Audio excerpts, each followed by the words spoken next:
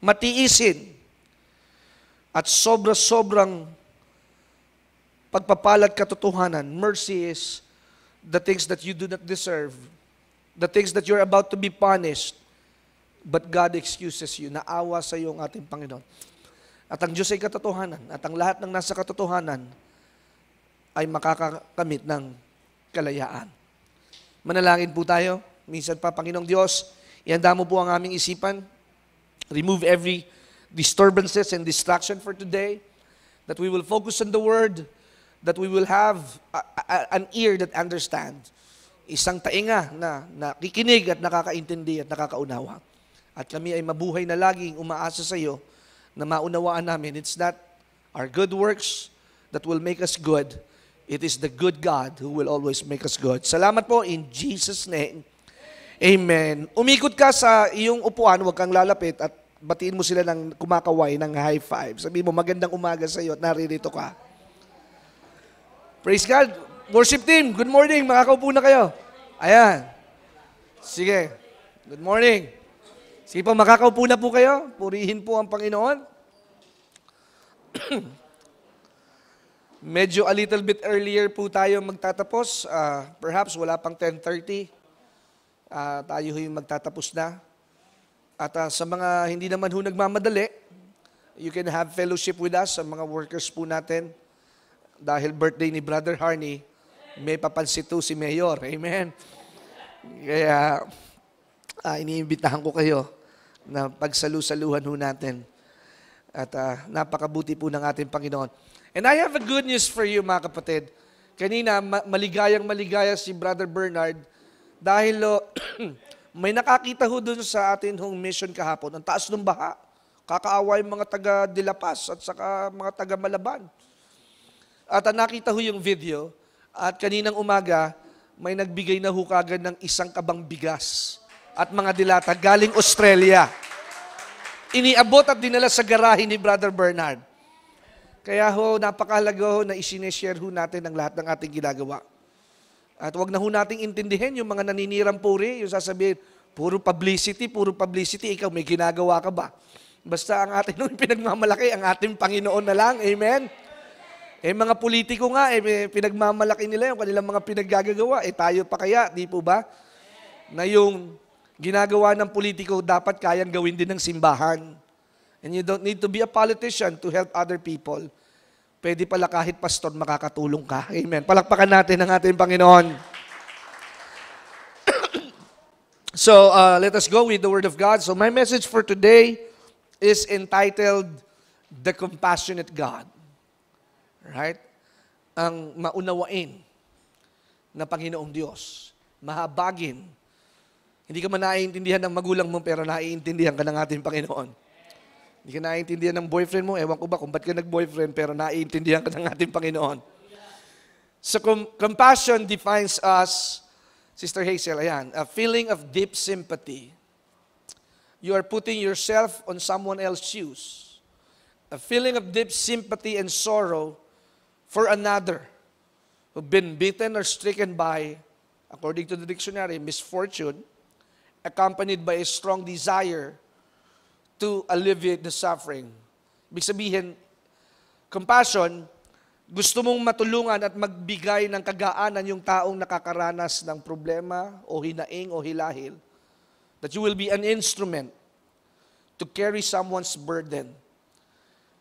At ito ang laging tatandaan ninyo, wala hong tulong na maliit.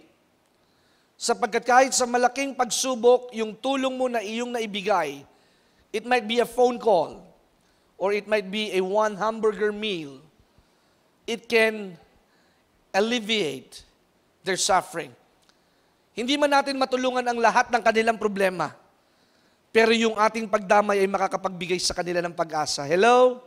Yung ating maliit na ginawa will become a jump start or an igniting fire para muli silang tumingin sa ating Panginoon na ang Diyos na hindi nakikita ay nakikita sa mga nilalang at kanilang kapwa na may pananampalataya. Kaya when you say compassion, you have the feeling na napakahirap pala na ang bahay mo'y lubog sa tubig. Napakahirap pala na ikaw ang anak mo'y nag-aaral sa private school, pero nakikita mo itong mga batang ito. Maliliit, musmos, tulo ang uhog. Walang maayos na damit. You have the comparison that still God is good. Na dahil ikaw ay pinagpala, you must learn and able how to share your blessing. Merong isang famous singer na ang pangalan ay si Shakira. Siya ho ay galing sa isang wealthy family. They're a businessman. At dahil sila ay laki sa yaman, alam nila ang marangyang buhay. Pero dahil nalugi at bumagsak ang negosyo ng kanyang mga magulang, naranasan nilang maghirap. Naranasan nilang tumira mula sa mansyon, mula sa apartment na lamang. At nakita nila ang differences. At laging sinasabi ng magulang ni Shakira, always remind yourself na hindi lahat ng nakatayo ay mananatiling nakatayo. At nung sila ay bumagsak, pinaalala muli ng kanyang mga magulang, life is full of uncertainties. And learn to appreciate little things. Your ups and downs, the things that you lost, itong lahat ay dapat mong maunawaan. At huwag kang magmumukmok sa mga bagay na inialis sa iyo. Sapagkat ang mga bagay na inialis sa iyo, para sa panahong yun, ay hindi mahalaga para sa iyo. Kaya may iniaalis, dahil ito'y hindi makabubuti sa iyo. Kaya ang Diyos ay huwag nating isipin na binibigyan tayo ng pagsubok para tayo mahamak, para tayo'y mahirapan, para tayo ay magmukhang kawawa. Hindi po. Ang pagsubok ay naririyan para tayo ay tumibay. Sabihin mo sa iyong katabi, ang pagsubok ay para sa pagpapatibay. Ang pagsubok ay hindi nangangahulugan ng pagpapabaya. Ang pagsubok ay minsan ay nangangahulugan ng pagdidisiplina. Sapagkat ang sabi ng Biblia, ang mahal ng Diyos, itinutuwid ng Diyos. Maybe because you lose your priorities. Maybe you do not know what is the principle of life in having Jesus as your Lord and Savior. Kaya kailangang maunawaan mo, kaya ikaw ay nililiglig, kaya ikaw ay may pagsubok, para ikaw ay itama ng ating Panginoon. Because you're so busy in many things. Kaya ang sabi ho, doon sa patutuon ng buhay ni Shakira, her parents always brought him sa mga less fortunate places so that she could remain firm that when you are blessed, always remember that there is always somebody else na hindi nakakakain ng kinakain mo. Eh ano ngayon kung umuupa ka? Eh nakita mo kaya yung mga nakatira sa barong-barong na ang kanilang yero ay may mga gulong at patsi-patsi na nasa tabing dagat, na pag umanod at lumakas ang alon, ay nawawasiwas ang kanilang bahay. You should understand that what you have today is a blessing from the Lord. Kahit luma yung sasakyan mo, kahit luma yung bahay mo, o nakikitira ka lamang sa mga magulang mo o sa biyanan mo, matuto kang magpasalamat na yung iyong tinatamasa ay biyaya pa rin. May mas maraming kawawa kaysa sa kalagayan po natin. Mas maraming mga tao na hindi makatulog sa gabi dahil maraming lamok. Pero ikaw, pinapaypayan ka pa ng nanay mo habang natutulog. At ikaw ay malambot ang kutsyon na tinutulugan kahit na malamig ang panahon. Pero marami hong mga bata at kapuspalad na sa pagkagat ng Yum Hamburger ay masayang masaya na dahil sa loob ng 3 taon, hindi pa sila nakakakain ng Jollibee. Pero ikaw, pinagprito ka ng itlog kanina, kahapon, at bukas pritong itlog ulit ang ulam mo, galit ka na. Pero may mga tao na kahit pambili ng itlog, hindi makakain. Kaya mga kapatid, you should understand that there are a lot of people suffering in this world. Sabi nga nung isa sa mga nag-support dito sa project na ito, alam mo Kenneth, you are the light in others people's life who are really suffering. Tayo ho, palakpakan natin ang ating Panginoon. Dahil nakikita nyo naman, bago sarili ko, kayo muna. Nakita nyo naman ang ngiti ni Hannah, kamukha na siya ni Kim Chiu. Amen. Ang alab ang aga. Alam nyo, pag may pagpapala kayo, maalab kayo. Lalo na pag bago sasakyan ninyo, maaga ka talaga. Amen. Kaya, there's a lot of things to be excited. Diba? Pagka yung Yung alam mo, yung bahay mong pinaghirapan na tiniloan mo, lilipatan mo na next year, pagkatapos ninyong ikasal, di ba? You're so excited. Because there are a lot to celebrate things, mga kapatid. Yung iba kasi nag-give up na eh. Sumuko na, ay, sila pastor lang, sila sister lang, sila brother lang nakakaranas. Mga kapatid, may mga nauna. Pero tandaan mo, yung para sa'yo sa takdang panahon, ibibigay ng ating Panginoon. Sapagkat ang Diyos, walang paborito, lahat tayo paborito ng ating Panginoon. Do you hear this? We are all God's favorite because God is no respecter of person. No matter what, no matter how big your sin was, you're forgiven. You have the access. No matter what your past is dictating you, it cannot hold you back. Tingnan po ninyo ang buhay ni Samson. He was blessed with a supernatural strength. 300 Philistines ang lumulusob sa kanya. Binubuhol lamang niya ng kanyang mga kamay at mga daliri. Talagang pilipit niya ang mga ulo ng mga Pilisteo. At kaya niyang biyakin ang bunganga ng isang leon at ng mga mababangis na hayop. Pero sa kabila ng lahat, si Samson ay umibig sa isang babaeng ang pangalan ay si Delilah. At si Delilah isang panuksong babae. At siya ay nagger. Hindi mo naman ako mahal eh. Ayaw mong sabihin kung ano ang iyong sikreto. At ang sabi ni Samson, sasabihin ko na love. Sasabihin ko na dear. Sasabihin ko na honey. Sasabihin ko na kung ano ang sikreto ko. Sige, itali ninyo ako ng buong kamay at buong paa. Mawawala na ang aking kahinaan. At habang natutulog si Samson, iginapos siya ng mga kawal ng mga Pilisteo. At pagkagising sa isang umaga ni Samson, ano ba itong nakatali sa aking kamay? Pak! Winasiwas niya kaagad. At nakalaso ang tali sa kanyang katawan at sa kanyang kamay. At si Delilah umiiyak. Honey, hindi ka naman totoo. Hindi mo naman sinasabi talaga ang tunay mong kahinaan. Pero tandaan po ninyo, kapag ikaw ay may buhay na relasyon sa Diyos, may pag-aadya ka sa iyong kahinaan para hindi ka mahulog sa tukso. Ang tukso ay isang makamandag na mapanirang pagkakataon na gustong lasunin ang ating hinaharap. Sapagkat ang tukso ay, sabi ho sa Aklat ng Kawikaan, ang tukso ay nag-aani mong matamis na alak.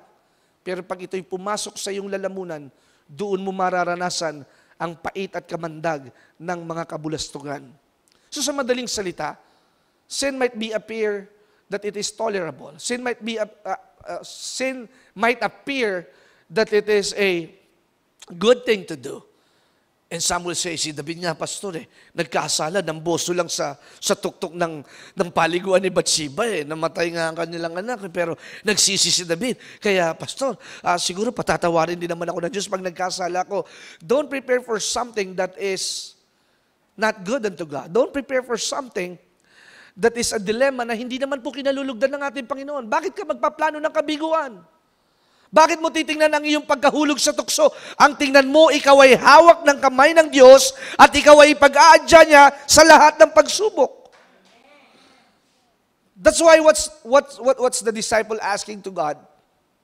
Teach us how to pray. Di ba, lead not into temptation. Because when we are tempted, the devil wins. May pagbabalik at may second chances. But I tell you, to get back up again, it will never be the same again. Yes, David asked for forgiveness, but apparently, he dealt with the consequences. Kaya nga naririnig nyo itong mga pangangaral na ito, not to condemn you on your past. Naririnig ninyo ang pangangaral na ito para makita nyo may pagpapatawad at maging kayong handa sa pagtutuwid ng ating Panginoon. Sapagkat walang bagay na nangyari na lamang na nababaliwala, it will always be dealt by God. Kaya nga, ang sabi doon sa binabasa ko last time sa Romans, kung ang Diyos ba ay hindi na humahatol, ibig sabihin ba ay tayo magpapatuloy na lamang sa kasalanan? I think somewhere in Romans chapter 6, chapter 7. But if God would not punish us, it will make the difference that He is not God after all. Kaya may pagpaparusa, may pagpapatupad ng katwiran at katotohanan upang tayo'y magkaroon ng pagkakilabot at banal na takot sa ating Panginoon. I will always preach that there is sin all over us.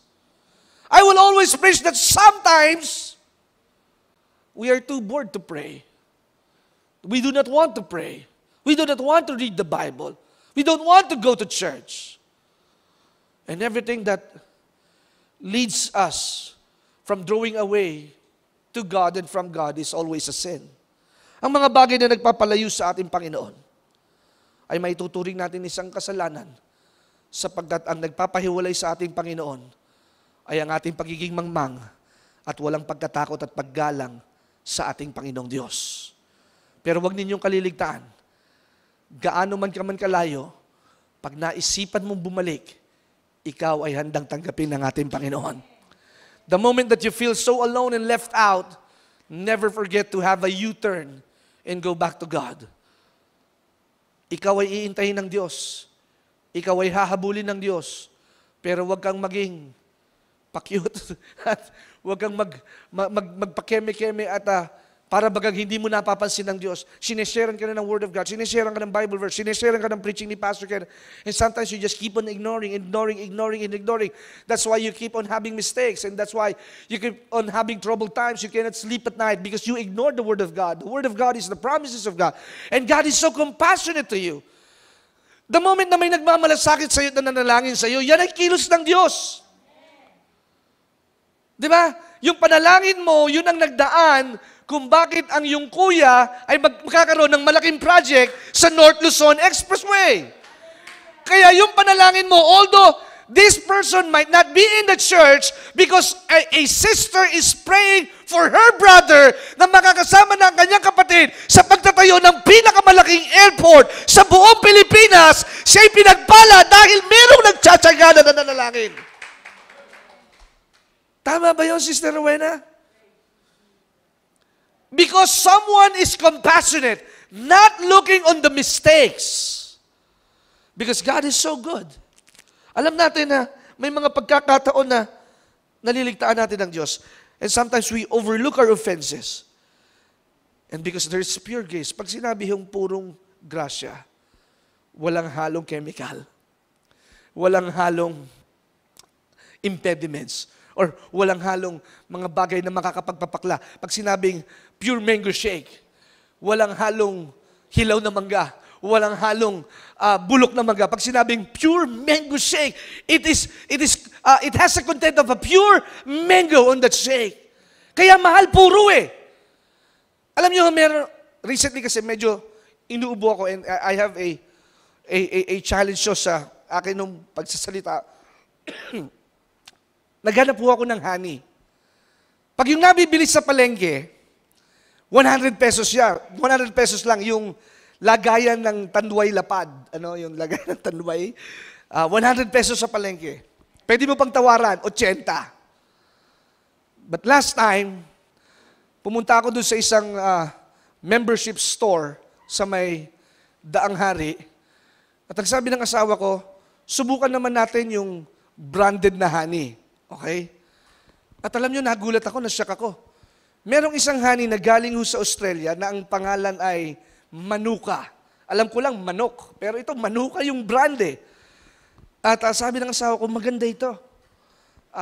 Pure honey. Sabi ko, magkano ba yan? 1,200. Ganyan lang ho karami.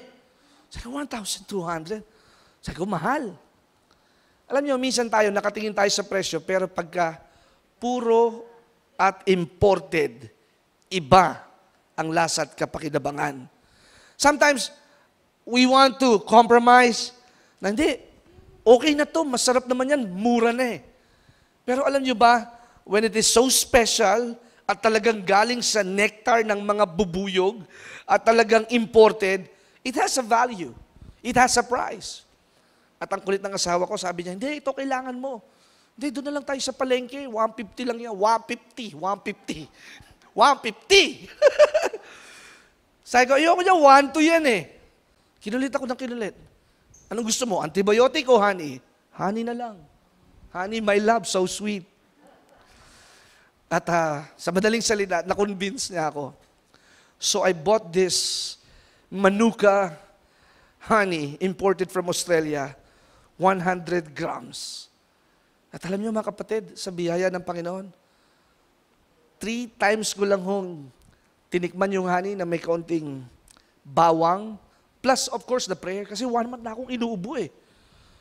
Pero salamat lang, pagka check up ako doon sa dentista ni Hannah, meron pan-check ng COVID-19. Oy, mataas pa ang aking air intake, 97, 94, di ba? Kasi pagka nag-below 90 na, yari ka, diretso ka sa quarantine. Tinetesting ko lagi yung daliri ko. Sabi, minsan nasikip dibdib ko eh. I go, Lord, 2 beses ko check, 93, 94. Oh, ayos, wala. Wala to, ano lang to, inuubo lang, allergy lang. To make the long story short, so ininom ko yung purong honey na may kaunting bawang na dinikdik. Sobrang sama ho ng lasa. Napakainit ho sa lalamunan. Pero yung honey, yun ang pumapatay dun sa anghang nung bawang. At nung kinain ko na ito at ininom ko, for the next 3 days, something happens. And I feel so good. Alam niyo, yung nilakad ho namin na 20 minutes, hindi ko kakayanin yung kakahapon. Napakalayo. At napakasagal ho ng lakad namin dahil sa tuwing may dadaan na tricycle, umaalon ho ng malakas at lulusot doon sa bota namin yung tubig. But I thank the Lord because the honey is pure. I receive an instant strength for that honey because I believe when there is pureness of what you have taken without any content of other ingredients, pag puro, ito'y mapapakinabangan mo ng gusto. Kaya ito, aking sinasabi sa inyo ngayong umagang ito, when I say pure grace, it is not what you have done for God. It's always what Jesus did for us, that He died for our sin 2,000 years ago. Kaya dahil puro at dalisay ang biyaya at grasya, ikaw ay makakalapit sa ating Panginoon at makakahiling sa ating Panginoon at makakadalangin sa ating Panginoon at makakatawad sa ating Panginoon anumang oras, bawat sandali at bawat araw. That's why the Philistines are laughing. Yan ba yung malakas na si Samson? Tingnan mo nga yan. Para yung si Mr. Clean o kalbo, bulag, walang kapangyarihan at walang kakayanan. At nandoon si Samson, paikot-ikot sa lugar ng kapistahan ng mga Philistines because they defeated the one strong man of Israel. At nandoon si Delilah kasama ang mga ilang mga lalaki niya. Nandoon ho ang mga leader at nagtatawanan at nagpapakalasing. But Samson, in the middle of the night, repented to God. Without admission, there will be no remission of sins. Pag wala hong pagsisisi, walang kapatawaran. Nakukuha ho ninyo? Di, pinatawad na ako ng Diyos. Saan ka pinatawad ng Diyos? Di, dati kasi babaero ako, dati kasi sinungaling ako, dati kasi nangungupit ako, dati kasi hindi ako nagbabayad ng buwis. You need to admit, what are your sins? Sinungaling ako sa asawa ko. Niloko ko si ganito. Because when you admit, that is a total gateway. Lord, I do not want those old life. Ayoko na nung dating buhay. Na dati manginginom ako, dati nagsusugal ako, dati butangero ako, dati ang lakas kong magmura. Lord, I admit that I am a sinner and I am weak without you. Alam mo na dati, Panginoon, papalit-palit ako ng girlfriend. Kahit hindi ko pa nakikita, kahit sa chat lang, ginigirlfriend ko na, Panginoon, patawarin mo ako. Hallelujah. Meron mag-girlfriend na nasa chatroom lang? I cannot understand that. Meron bang boyfriend na nasa chat mo lang nakilala at mag-boyfriend na kayo? Hello? That is misleading and misunderstanding. Pagpapasok ka sa relasyon, tiyak na dapat ang dulo niyan ay pagpapakasal. Walang relasyon kung walang konsentrasyon. Walang relasyon kung walang direksyon. Sapagkat ang relasyon ay biyaya ng ating Panginoon. Ano ho? Ito ay inilagay ng Diyos para kayo ay magkatuluyan, maging mag-asawa, mamunga at magkaroon ng sariling tahanan. Pero kung iniisip mo lang ay mayroong kausap, mayroong kabulahan, magtigil-tigil ka na. Sayang ang pera, sayang ang oras, sayang ang load, sayang ang panahon, sayang, sayang, sayang, sayang, sayang, period. Kaya ka nasasaktan kasi gusto mong masaktan. Hello? Pero kung ayaw mong masaktan, iiwasan mo ang mga bagay na nakapanliling lang at nakakapandaya. Sapagkat ang mga bagay sa daigdig, it will make you only happy in the surface. But true happiness can only be found in the name of our Lord Jesus Christ. Because happiness could be defined, it depends on what happens. Pag birthday mo, masaya ka. Pag, Christmas na naman, may regalo ko, may nag-love gift sa akin, masaya ako. Hindi ho gano'n ang kaligayahan. Ang tunay na kaligayahan, kahit wala kang biyaya at pagpapalat, hindi ka pa rin gumagaling-galing sa iyong sakit, maligaya ka at nagpupuri sa ating Panginoon na alam mo na hindi ka pababayaan ng Diyos. Ano man ang mangyari, hindi magtatapos ang iyong buhay na hindi mo naranasan ng kabutihan ng ating Panginoon. You might feel that you are on the edge or on the last seat. But I tell you and I reminded you, my friend, when people give up on you, and even when you give up on yourself, I want to assure you that God has not given up on you. Kung sumuko ka na sa iyong sarili dahil wala ka nang makitang magandang bukas, pero ang ating Panginoong Diyos ay hindi pa rin sumusuko sa iyo. That's why when Samson is in the middle of the wilderness, in the middle of the night, ilang araw, ilang magdamag, I think 2-3, unti-unting tumubo ang kanyang buhok. At ang sabi niya, this is the turning point. Ang sabi niya, aking Ama, pagbigyan mo lang muli ako na manauli ang aking lakas.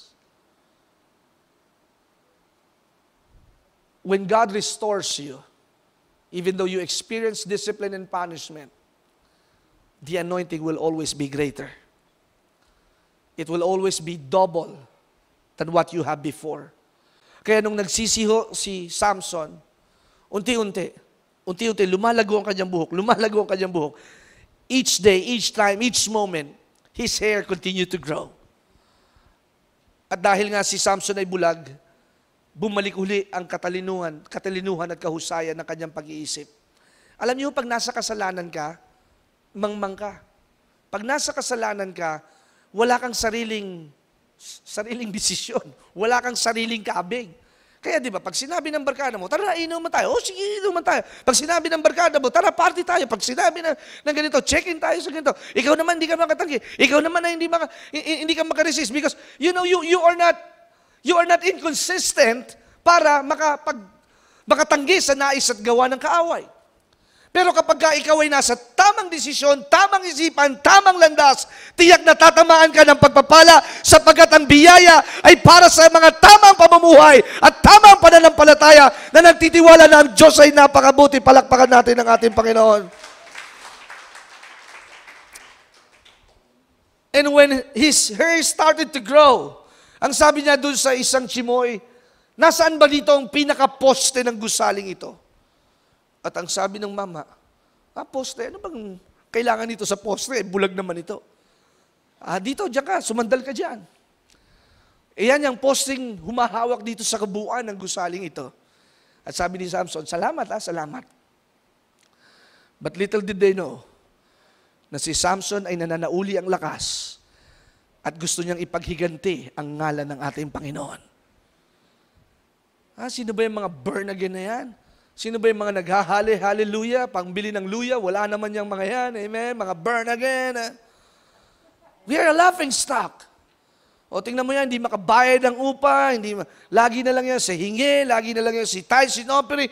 Ang pastor na yan, nagpapayaman lang yan, hindi yan lumalaban ng patas, batugan yan. Alam mo mga salita ng tao eh.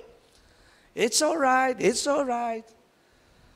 Basta ang mahalaga, lumalakad ka sa landas na nais ng Diyos.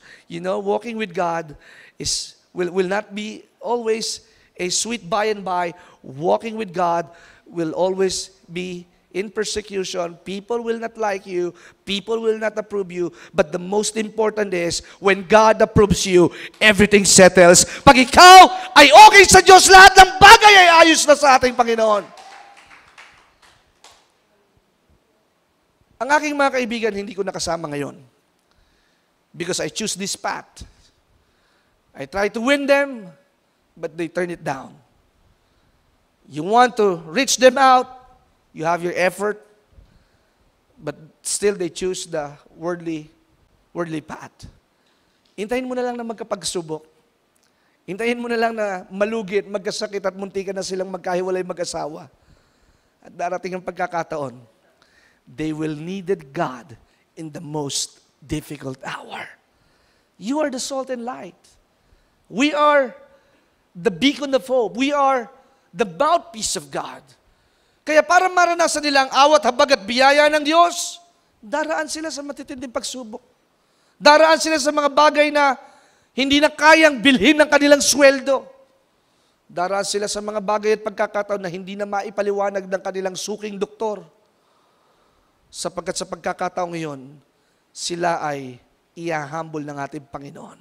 Ang nagmamataas ay anong kasunod? Ibababa ng ating Panginoon. At ang nagpapakumbaba ay itataas ng ating Panginoon. So when Samson hold the strongest pillar in the room, God renew his strength. At nung itinulak ho ni Samson, naratel ho ang mga nagpa-party doon sa gusali. Gumuho ang gusali. And according to the book of Judges, what Samson killed, how many? It's more than the numbers. Masigit pa ho doon sa dami ng kanyang napatay at nasila noong mga panahon na siya ay malakas at hindi nakatanikala. Ito yung mga panahon na kung saan dito sa iginuhong gusali, lahat ng mga kalaban niyang Pilisteo, 3,000 ang pinatay at winasak ng ating Panginoon. God will always have the last word. God will always have the vindication. God will always give you the outright explanation. Maybe I, as your pastor, I could not explain profoundly all the things in the Bible. May mga pagkakataon na hindi lahat ng nasa Biblia kaya kong ipaliwanag. Naniniwala ba kayo? Pero magpapaliwanag lamang sa atin ay ang banal na Espiritu. Banal na Espiritu. Sapagkat ang Biblia kailangan ay isinat sa puso at binubulay-bulay upang makapanghimasok ang kapangyarihan ng ating Panginoon. And as far as they were concerned, ang Diyos ni Samson ay hindi sumuko sa kanya. Dahil naniniwala ang ating Diyos kay Samson that in the last minute, in one moment in time, Samson will return and seek God and understood that God is a forgiving God, God is a loving God, and He is so compassionate not to show His kindness towards us. Kung magsisisi ka, hindi ka sisisid sa kapusakalan at kahirapan ng buhay. Hirap na nga ang buhay mo. Ayaw mo pang ibigay ang buhay mo sa ating Panginoon. Hindi ka na nga mapanuto. Ayaw mo pang lumapit sa ating Panginoon. Kaya kapag ka ikaw ay bumalik at tinanggap ang kapatawaran, ang matitipunong mga kamay ng ating Panginoon ay handang tanggapin at patawarin ka. I like this story in the book of Luke chapter 15 verse 22 to 24. Sa Luke chapter 15, there were three parables. The parable of the lost coin, the lost sheep, and the lost son. Ito ho yung pinakamagandang talinghaga na ikinuwento ng ating Panginoong Hesus. Bakit? Pag nawawala, hinahanap. Ano hong nangyari? Among the 100 sheep, nawala ho yung isa. So 100 minus 1, ilan na lang ho yung natira sa kawan? 99. So anong ginawa ng tagapagpastol? He left the 99 to find the one. It might be absurd. Mari, ano ba to? Kalokohan to, yung 99, iniwanan ng tagapagpastol para hanapin yung isa. It is a risk. It is not a good decision. But who can comprehend the mind of God? The ways of God are different from our ways. Hello? Yung first love mo, hindi yun ang para sa iyo. Sapagkat yung first love, merong last love. At yung last love, baka yun ang para sa iyo. Hallelujah. Huwag kang maniwala sa zodiac sign na ikaw Taurus, Pisces ang iyong makakatuluyan. Huwag kang tumingin sa bituin. Tumingin ka sa langit, nandoon ang ating Panginoon. At titiyakin ko, walang pangit na ibibigay sa iyo ang ating Panginoon. Sapagkat ang galing sa Diyos ay maganda. Ang galing sa Diyos ay dalisay. Ang galing sa Diyos ay punong-puno ng kanyang kaluwalhatian. Ang hilig mong matches ng zodiac sign Scorpio ako. Baka naman may nagtitrick or treat pa sa inyo nung Halloween. Ang Halloween, hindi pinapractice ng mga Kristiyano. Amen? At ang mga Kristiyano, hindi naniniwala sa pamahiin. Baka may pinagdadasal pa kayo ng kamag-anak ninyo na nasa purgatorio. Alam nyo, bulati lang ang pinupurga. Pero ang kaluluwa, dalawa lang ho ang pupuntahan, langit at impyerno. Sa mga kaibigan natin na naniniwala sa purgatorio, kanina nakita ko yung isang kamag-anak namin nagpapapanalangin kay Father dahil nasa purgatorio daw ang kanilang mahal sa buhay. Wala akong purgatorio. We are appointed to die once. Di ba sabi sa aklat ng Hebreo, tayo'y nakatakdang mamatay ng isang beses lang. And after that is judgment. Kaya the things that we do here on earth will qualify us for eternity. Kaya yung ginagawa natin ngayon, naririnig ninyo ang tinig ng Diyos. Naririnig ninyo ang tinig ng Diyos. Pag narinig nyo ang tinig ng Diyos, huwag na kayong magmatigas. Ikaw ay magpakumbaba at tanggapin ang kalooban ng ating Panginoon. Kaya, nakalulungkot mang isipin, ito ho ang katotohanan.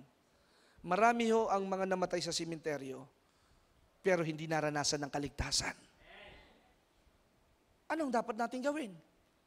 Kayong mga kabataan, mga nanay, mga magulang, mga negosyante, at mga nasa empleyo, kailangan nating ipamahagi ang kabutihan at salita ng Diyos. Pray before you eat in the cafeteria. Diba? Pray before you ride a jeepney or a tricycle. You show it. Ipakita mo.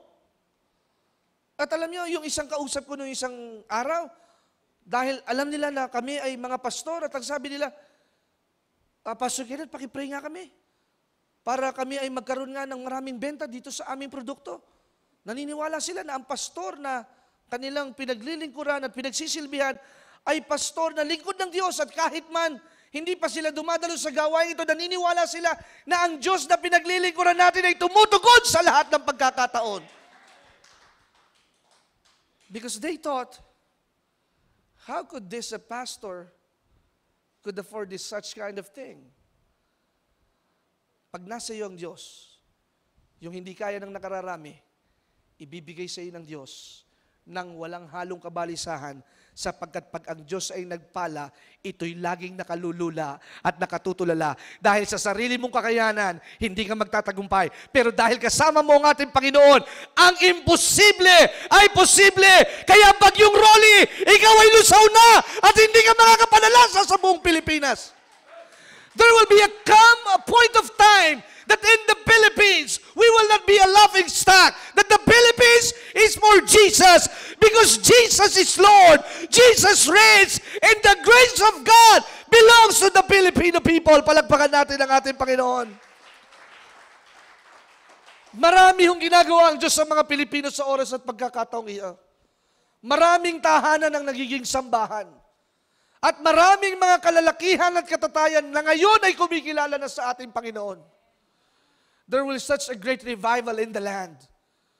Kaya kapag tayo nanumbalik, hindi ka lamang basta patatawarin, kasunod nito ang pagpapala, kasaganaan, kalakasan, at kalusugan.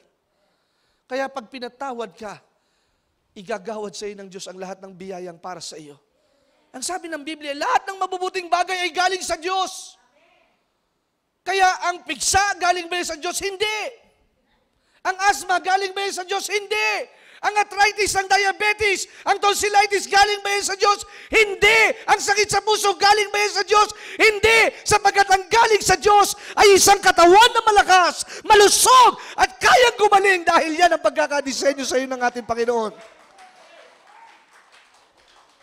Gusto ba ng Diyos na nangungutang ka? Hindi. Gusto ba ng Diyos na ikaw ay laging nakaasa sa kapatid mo na may kaya sa buhay? Yung kaya ng kapatid mo, kaya mo din. Yung kaya ng kapitbahay mo at ng kabatch mo nung high school, kaya mo din! Because we are serving the same God. The God of Abraham, Isaac, and Jacob. I heard one time, sabi ni Pastor Samral, tayo ho'y mga tagapagmana. At si Jesus ay binigay sa atin lahat ng mana. Kaya when I heard my wife is praying, Lord, you create heaven and earth, and what we need is just a portion of the blessing that you have given to us. One portion of that blessing. And that one portion will be so big for us. Yung maliit na hinihiling natin, ito ay magiging napakalaki pag ibinigay sa atin ng ating Panginoon. What would be the impact if you are blessed? What would be? Tell me. Katulad ngayon, anniversary ng main church natin. What would be the blessing if after the service we are about to give something to the main church? Diba? 33 years anniversary.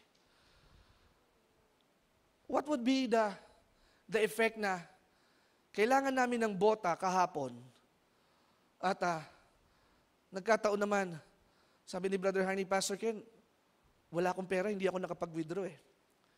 Pero marunong ang Diyos. Dahil noong mga panahon yun, ang dami kong dalang pera. Amen? Hindi lang kami nakabili ng bota, nakapagbigay pa kami doon sa pastor na nangangailangan ng tulong. At dahil sa kabutihan ng Diyos, ipinangako natin sa kanila na yung 15 workers ni pastor ay bibigyan natin ng treat at Christmas party sa darating na December sa Max Binyan Restaurant. Hello! We will never stop finishing good things. Because as long as we have God, we will always do good. Good, good, good, good, good. Di ba ang sabi sa Ephesians chapter 2? Because you are in Christ, you will always do good. Wala sa sambahang itong madamot. Hello? Wala sa sambahang itong taong kuripot. Wala sa sambahang itong taong makasarili. Sapagkat sa pagpasok mo pa lang dyan, binabasag ka na ng ating Panginoon. Pagpasok mo pa lamang sa lugar na yan, kinakalagan ka na ng ating Panginoon. Kaya kung pagpasok mo kanina ay maraming nakadamba sa iyong masamang espiritu, pag uwi mo, kinakatakutan ka na ng mga masamang espiritu. Kaya Joshua at Bernadette, pag uwi ninyo, aalis ang mga multo sa inyong tahanan. Hindi ko na kailangang i-cast out pa ang inyong tahanan, sapagkat kayo na ang mananalangin para mawala ang masamang espiritu sa inyong bahay. Meron daw nagkakape pag umaga doon sa salas nila eh. May nagpapakita daw doon sa hagdan. Dahil daw may namatay daw doon sa tinitira nilang apartment. Pastor, baka pwede mo namang ipag-pray ang tahanang ito. Can we just stand up right now? You've got the power that in the name of Jesus, we have the victory. In the name of Jesus, demons will have to flee. Totoo ang mga demonyo. Pero look what Jesus did. Over the story sa Mark chapter 4, tumawid doon sila, di ba, sa kabilang dagat. Sa kabilang ibayo, nakaranas sila ng bagyo. But on Mark chapter 5, nandun naghihintay ho ang isang lalaki na nagbabantay ho ng mga pansyon, pero inaalihan ho siya ng masamang espiritu. And every time that he was possessed by the legions of devil, he always hurt himself. Pinupukpok niya ng ulo, so sabihin natin sira ulo, sinto-sinto, or taong grasa. Talaga sinasaktan niya sarili niya, sinusugatan niya. Pero nung dumating si Jesus, when Jesus stepped in, ang sabi ng mga demonyo, Jesus, ano ang gagawin mo sa amin? Pwede ba na kapag kami ay pinalayas mo, pwede bang saan daw sila dalhin sa mga baboy? And they were so scared. Tandaan po ninyo, when Jesus walked in and stepped in into your life, the devil trembles. Hindi dapat ikaw ang natatakot sa multo. Dapat ang multo ang natatakot sa iyo. Sapagkat yung multo pinapalayas. Alam niyo, sa bahay namin, nung 3 years kaming nandun, 4 years, spooky. Pag madaling araw, pag nagsisipilyo ako, parang kumikilabot ang aking mga anit ha. Ditawag ako sa tatay ko, Daddy, cast out mo naman ng mga demonyo. Nagpe-pray kami sa telepono ha. Sabi ni Daddy, may masamang espiritu nga dyan sa bahay ninyo ha. Pati ako kinikilabot. Totoo, this is a true story, in our house. Sabi niya, mag-bind and rebuke ka. Alam niyo, tuloy-tuloy, nagre-rebuke ako, pero parang nandun pa rin. Pero nung August 15, this year, birthday ni Luis, in-invite ko ang aking mga kapatid, in-invite ko ulit sila, Daddy, sabi ko, dito tayo sa bahay namin. Dahil magkakaroon tayo ng salo-salo. At sumambaho kami, si Denise ang tumugtog. Alam niyo mga kapatid, simula noon, meron yun, tagal, no? It took us 6 years. Pero simula, pastor na ako ha, hindi lumalayas. Pero may takdang panahon na when it is the saturation time, sumambaho kami buong mag-anak. And once again, we dedicate our house. Alam niyo, kahit umihi ka ng alas 3 ng madaling araw, wala na nagpaparamdam sapagkat yung tahanang yon ay pagmamay-ari ng ating Panginoon. Hallelujah. Palakpakan natin ang ating Panginoon. Bakit umabot ng ganoon? Hindi ko rin alam. Nagpe-pray naman ako, pinunasan ko na ng anointing oil lahat ng pader namin. But there is a specific time that God will totally visit your house in a most unprecedented way. Ibig sabihin, kakatagpuin ka ng Diyos sa mga panahong hindi ka nakahanda at kagila-gilalas ang gagawin niya. What I'm saying is, you have the ability to cast out all the forces of hell. You have the power in your hands. You are the power to command because God believes in you. That you can say to this mountain, if you have faith, it will be removed. Kaya nang sabi ng mga demonyo, saan niyo po kami dadalhin? Pwede ba sa mga baboy na lang? O lumipat ho yung legions of demons. Pumunta sa baboy. Anong nangyari? Namatay din ho yung mga baboy. Nalunod eh. Kaya, ang jablong si Satanas ay yurakan ninyo dahil siya'y talunan. You do not need to defeat the devil. You need to implement the victory in Christ. Hindi nyo na kailangan sabihin, gagapiin ko si Satanas. Talunan na siya. Sapagkat sa kapangyarihan ng pangalan ni Jesus, lahat ng labi, lahat ng tuhod, lahat ay magsasabing si Jesus ay Diyos. Kaya, pag natatakot ka, in the name of Jesus.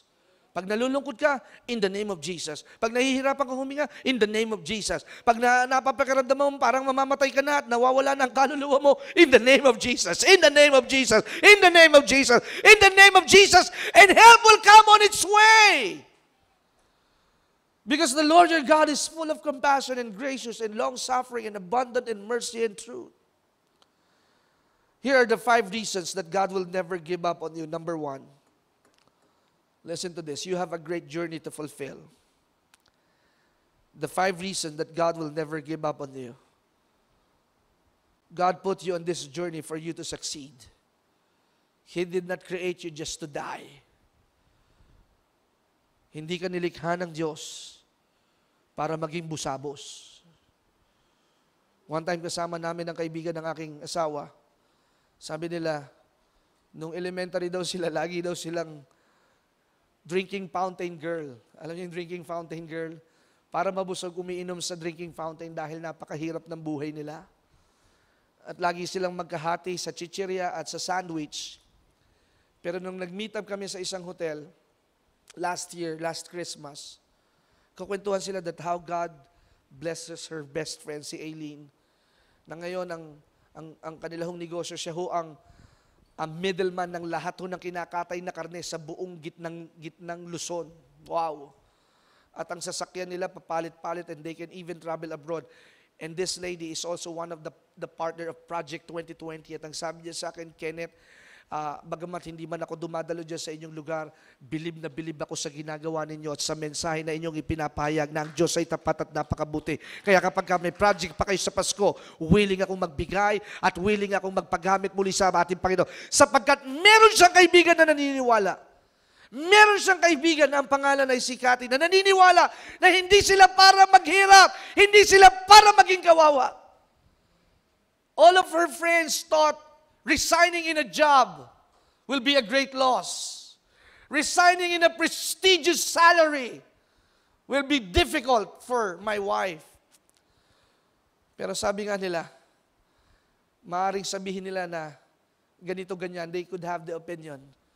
But God believes in something in us and in you, in Him and in her. Pag kumilos ang Diyos, laging kamangha-mangha. At sino ba namang makakapag-isip na yung mga dating busabos, ngayon ay puspos, at laging busog, at laging pinagpala, at laging nakakaranas ng himala at kabutihan ng ating Panginoon. Kawawa noon. Pero ngayon ay binihiyaan na ng ating Panginoon. You have a great journey to fulfill. Number 2, God will give you a new ways of doing things. Not your way, not your will, but His will be done. Bibigyan ka ng Diyos ng karunungan at kaunawaan na gawin ang bagong bagay sa Kanyang kaparaanan. Hindi ang dating daan, hindi ang lumang daan, o hindi ang daan na iyong nakita sa iyong mga kaibigan at sa iyong mga magulang, kundi isang bagong daan na galing sa ating Panginoon. You might not be like your parents, but you don't have to worry because God will do such a new thing over your life. Number 3, God will never give up on you, not just because you have a medical condition. Maybe you have a maintenance medicine. It doesn't mean na hindi ka na nakalulugod sa ating Panginoon. It doesn't mean that you have little faith. Mga kapatid, kapag ka ikaw ay may sakit, hindi ibig sabihin na ikaw ay pinabayaan ng ating Panginoon. Remember this. Kaya ikaw ay may sakit para maranasan mo kagalingan. Kaya ikaw ay merong kondisyon na minimaintain para makita mo na kaya kang palayain ng ating Panginoon. Sa 2 Corinthians chapter 4 verse 16, this is why we never give up. Never give up. Ito yung natutunan ko sa conference na inatinan namin ni Jonathan at ni Harney last March. Sa leadership conference, NGU. Tandaan ninyo itong simple word na ito, NGU. NGU means never give up. Huwag kang susuko. Huwag kang susuko. The pain is there, huwag kang susuko. Bakit huwag kang susuko? Bagamat ang ating katawan ay nagkakasakit, bagamat ang ating katawan ay may iniindang mga pananakit ng kasukasuan, pero remember this, our spirits are renewed. Tuwing kailan daw po? Tuwing birthday nyo lang? Our spirits are being renewed every day. Sabihin natin ng sabay-sabay, araw-araw. Napapagod, pero makakapagpahinga. Nanghihina, pero lalakas ulit. Natatakot, pero lalaban muli. Regardless of your medical condition, it is not the conclusion of your life. Pastor, may nakita daw baras sa puso ko. You will not die before your time. Chinek ng anak mo ang blood pressure mo, 220/90. You will not die before your time. Na-stroke ka, you will not die before your time. You have a purpose to tell the world that we have a great God. Bakit ka pa nakasurvive at bakit ka pa buhay ngayon? Para makita ng iyong mga anak na ang Diyos ay tapat pa rin at napakabuti sa inyong sambahayan at sa inyong pamilya. Na kahit ikaw ay na-ospital at nakagastos ng 200,000, ang tingnan mo ay ang Diyos ang nagtustos ng 200,000. Huwag mong iisipin na ikaw ay kabigatan at wala ka ng kapakinabangan sa iyong tahanan at sa iyong pamilya dahil ikaw ay may sakit. Don't have a self-pity party. Praise God and raise up a hallelujah. yan ay ipinaranas ng Diyos, malalagpasan mo yan at magtatagumpay ka. Isang umaga, makakalakad ka na ng diretso. Isang umaga, ikaw ay makakakain na ulit ng masarap na pagkain. Isang umaga ay darating, ikaw ay pinagaling na ng ating Panginoon. Number 4, when you face dead ends and you are totally lost and there are unusual events, when nothing is going your way, never give up. When your back is behind and against the wall and you see that you cannot make it, you don't know how you make it, but God did it. Yung mga panahon at pagkakataon na, alam mo yun, hindi mo na makukuha ang isang bagay dahil mahirap. Diba? Ang tagal mo nang iniintay. Katulad nung patotoo ni Abby, diba, yung shinare mo sa akin, pipirmahan na lang ng pag-ibig yung release paper. Mag-e-end of the month na. And I think she will be penalized for a large sum of money. Medyo malaki din. Pero sabi niya, Kuya Ken, pag-pray naman natin ito. Sabi ko, sige, panalangin lang natin yan. At darating ang pagtatapos ng buwan na ito, we will get what we have for. Kailangan kasi serious ka sa hinihiling mo sa Panginoon. Di ba si Jacob at the dawn of the day, he need to wrestle with God. At ayaw niyang paalisin yung sugo ng Diyos. It's like an angel of God. At ang sabi ni Jacob, I will never let you go unless you bless me. Could you agree with me na ngayong umagang ito, na uuwi kayo hindi para kasagupay ng bagyo. Uuwi kayo na tuyo ang lansangan, tuyo ang landas, at makakauwi kayo ng mapayapat maayos. Makakauwi kayo hindi para makapanood ng tanghaling palabas ng noontime show. Makakauwi kayo na may dalang patotoo at sasabihin ninyo, doon sa simbahan namin, napakasaya ko. Kaya pag uwi mo sa inyong tahanan, maligaya kang naghuhugas ng pinggan. Kaya pag nakita mo makalat ang inyong bahay, kalma ka lang. Huwag ka kaagad nakaburag. Sasabihin nyo, tagal ko na nawala sa bahay, ang kalat pa rin ang bahay na ito. Ano ba ito? Hindi nyo pa na ipaplas yung inihan yung toilet bowl. Si Mama galing sa church yan.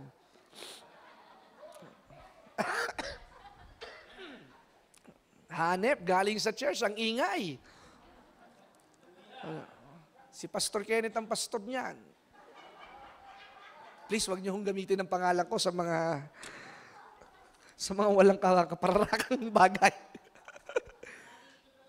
Kaya pag uwi ninyo sa inyong tahanan, tulog si mister, nakahubad, nakahilata sa sopa, relax ka lang. At ikaw ay nakangiti na, magsasaing at magpiprito ng itlog kahit wala pa silang lutong tanghalian dahil iniintay ka. At ang iyong mga dalagang anak at nandoon, nagkakandasebo na yung kagabi pang kinainan. Makikita mo kung paano ka kinaawaan ng Diyos, kaawaan mo din sila dahil pag-ibig lang ang babago sa ating lahat. Pag-ibig lang, pag-ibig. Dahil nung tayo makasalanan pa, hindi tayo pinabayaan at hinatulad agad ng ating Panginoon. While we are still yet sinner, God loves us and God show His unconditional love. Kaya sa iyong pag-uwi, ikaw ay maging maligaya sa iyong pamilya sapagkat walang ibang magmamahal sa kanila kundi ikaw na dumadalo sa biyaya ng Diyos. Palakpakan natin ang ating Panginoon. And lastly, prayer is the absolute best thing to keep you on track. Panalangin. Panalangin. Laging sinasabi sa akin dito ng tatay ko, manalangin kayo, maging maalab kayo sa panalangin. At minsan ako'y nagtanong sa kanya, sabi ko, Dad, ano ba ang barometer o sukatan ng sinasabing maalab manalangin? Nagpe-pray naman kami. Nagpapadala kami ng mga manggagawa sa prayer mountain. May downwatch, may prayer, may gawain. Alam niyo, this is what I learned from an old man and a seasoned man of faith. Ang salitang pagiging maalab ay walang katapusan. You cannot measure it. Ang pagiging maalab ay hindi lamang pagpapakitang gilas. Nagbasa ako, natapos ko na ang Genesis to Revelation. Hindi ganun ang pagiging maalab. Pastor, lagi akong present sa live streaming.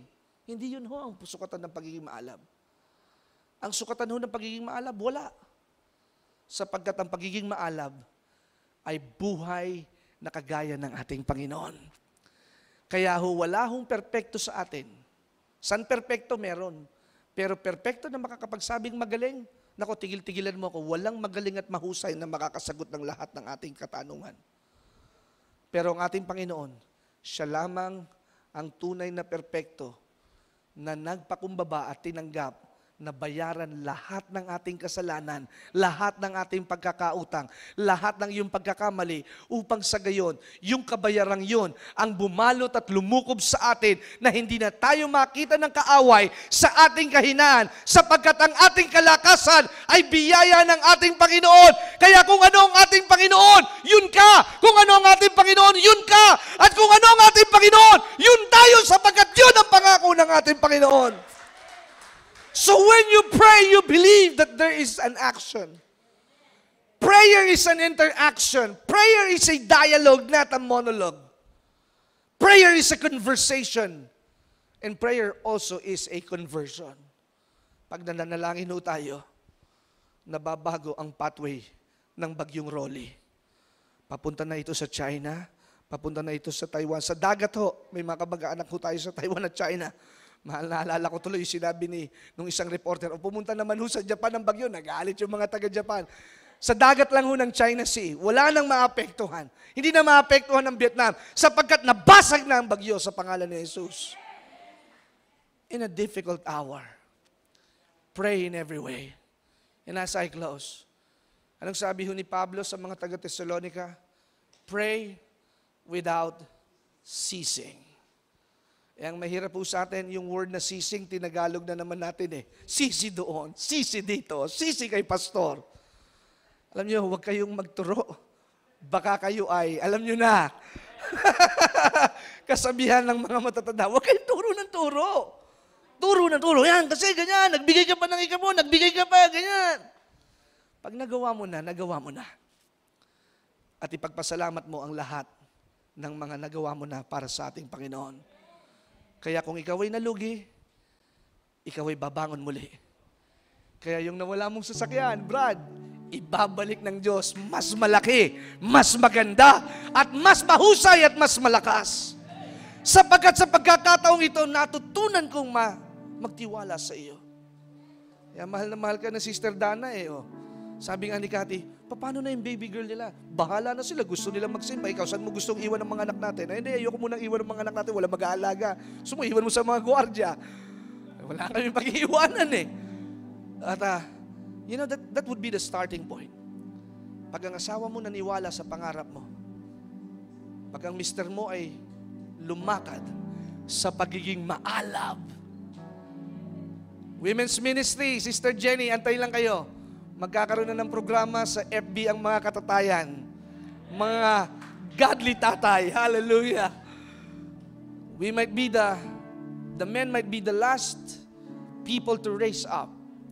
Pero tandaan po ninyo, ang nahuhuli ay mauuna. Kaya yung huli, tiyak na maganda ang programa niyan. Yung nahuhuli, tiyak na mas maganda ang gagawin ng ating Panginoon. You better to watch out. Hindi ka man nasa front seat and you're not on the front screen. There will come a day of time. Hindi man tayo kasing laki ng ganitong church, wala man tayo ng ganoon. Do not compare. Basta gawin natin. Sa dami ng churches sa Binyan, sabi nila, Pastor, kayo lamang ho ang tumulong sa amin. At walang ibang church na nagmalasakit sa amin na hindi kasapi sa kanilang gawain. Usually kapag ikaw ay outreach ng ganitong simbahan, yun lang ang magtutulungan. Pero hindi mo kasapi, it's unusual. Alam niyo, isa pang natutunan, napakasarap pala pag ikaw ay pinasasalamatan. Alam niyo, pagka kayo binigyan, magpasalamat kayo, paulit-ulit. Kaya pagka tumanggap kayo ng pagpapala, pasalamatan ninyo. Out of nowhere. Pastor, salamat po doon sa natanggap namin pagpapala ulit. Salamat po. Pasalamat na pa ulit-ulit. At baka sakali pagpalain ulit yung nagbigay, bigyan ka ulit. Kaya kakapasalamat, meron na naman tayong mga pagpapala para ibigay sa mga taong nangangailangan. At alam nyo, as I read the text message of this pastor, ang sabi niya, Pastor, blessing po kayo sa amin. And that is the kind of God we serve. You feel the compassion. Kaya ako, gusto kong magkaroon ng maraming pera, tanggapin namin yung dapat namin tanggapin. Para, alam niyo yun, maranasan ninyo ang kumain ng masarap na liempo. Dahil hindi na ako makain ng liempo eh. Kayo na lang ang kumain. Kahapon habang kami nasa sasakyan, si Arnie ata nagsabi nun, o si King, Pastor, ang sarap nitong chichirang pinakain mo sa amin ah. Wala nito sa Super 8 at saka sa Pure Gold, saka sa SM. Sabi ko, Brad, yung kinakain ninyo, sa mga membership stores nyo lang mabibili. Pero bakit ko nakakayang makabili? Sapagkat una akong pinagpala sa inyo. Combos cheese snack. Wala nun sa ibang department store. Pero pag sa SNR and Landers ka bumili, kahon-kahon, meron noon. Kaya darating ang araw at panahon ng that's why I want you to be blessed. I want you to have a mindset. Kung walang sasakyan sila, Sister Eds, makakarating ba kayo dito? Baka tapos na ang gawain. Sabi nila, Pastor, may second service na. Hindi, wala na, uwian na kami. Baka dumating yan dito, alas 4 ng hapon, kung magkukommute mula Quezon City, sa may circle. Pero dahil sila ay pinagpala, at sila'y naniniwala sa mensahe na aming binabagit at binibigas, kakaibang pagpapala ng Diyos sa ginagawa sa kanilang mga buhay. At kung itong mga dumadayo sa lugar na ito ay panimula, darating ang araw, ang mga taga-Bae, taga-Batangas ay pupunta na rin sa lugar na ito. At sasabihin nila, gusto kong marinig ang mensahe ng biyaya at kasaganaan at kabutihan ng ating Panginoon, na ang Diyos ay hindi patapos sa ating lahat. Hindi lamang niya ako niligtas! Hindi lamang niya ako niligtas para maging kawawa at para pagtawanan. Please stand up on your feet. At awitin natin yung luklukan. Gandang-ganda ako sa boses ni Leonard kanina eh. Yan ho, ang susunod na hepe ng Binyan Laguna, ha? Magpupulis yan. 2 na pulis natin. Si Brother Ariel ba nandito? Wala, no? Brother Ariel, pupulis din yung anak nun. Magkakaroon ng pagbabago sa mga kapulisan. SPO1, Leonard Mercado. Hallelujah. Kaya kapag nahuli si Samjo na walang helmet, alam mo na, si SPO1 ang huhuli sa'yo. Nakatsinyena si Samjo dati, nahuli tuloy ng pulis. Nakahuli tuloy ng pulis, naging kaibigan nila hanggang sa ngayon. Amen. Awitin nga natin luklukan. Sige po, we're about to end. Just give me more 5 minutes. At 10:40, 10:45 we'll dismiss. Sambahin natin ang Panginoon na